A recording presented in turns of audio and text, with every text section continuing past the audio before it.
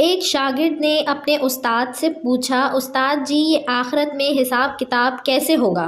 استاد نے ذرا سا توقف کیا، پھر اپنی جگہ سے اٹھے اور سارے شاگردوں میں کچھ پیسے بانٹے۔ انہوں نے پہلے لڑکے کو 100 روپے دیے، دوسرے کو 75، تیسرے کو 60، چوتھے کو 50، پانچویں کو 25 اور چھٹے کو 10، ساتویں کو 5 اور جس لڑکے نے سوال پوچھا تھا اسے فقط 1 روپیہ دیا۔ شاگرد بلا شبہ استاد کی اس حرکت پر دل گرفتہ اور ملول تھا۔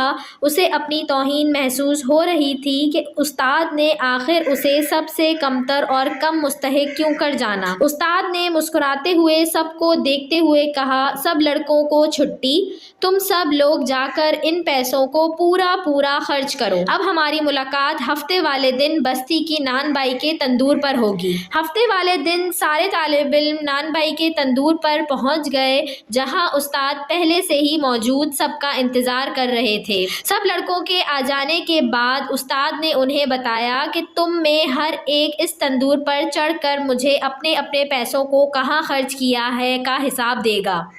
پہلے والے لڑکے جسے 100 روپے ملے تھے، دہکتے تندور کی منڈیر پر چڑھا کر استاد نے پوچھا، بتاؤ میرے دیے ہوئے 100 روپے کیسے خرچ کیے تھے؟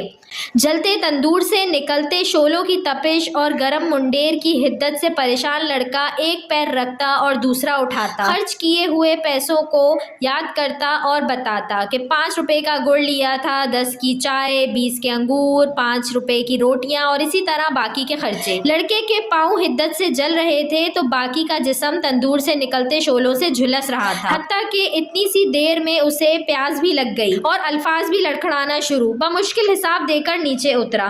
اس کے بعد دوسرا لڑکا، پھر تیسرا اور پھر اسی طرح باقی لڑکے، حتیٰ کہ اس لڑکے کی باری آ پہنچی جسے 1 روپیہ ملا تھا۔ استاد نے اسے بھی کہا کہ تم بھی تندور پر چڑھ جاؤ اور اپنا حساب دو۔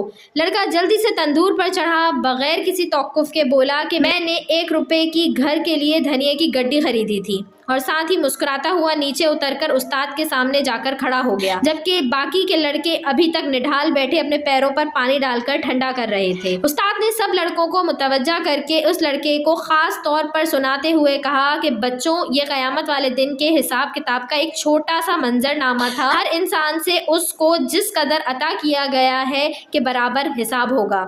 لڑکے نے استاد کو محبت سے دیکھتے ہوئے کہا کہ آپ نے جتنا کم مجھے دیا اس پر مجھے رشک اور آپ کی عطا پر پیار آ رہا ہے۔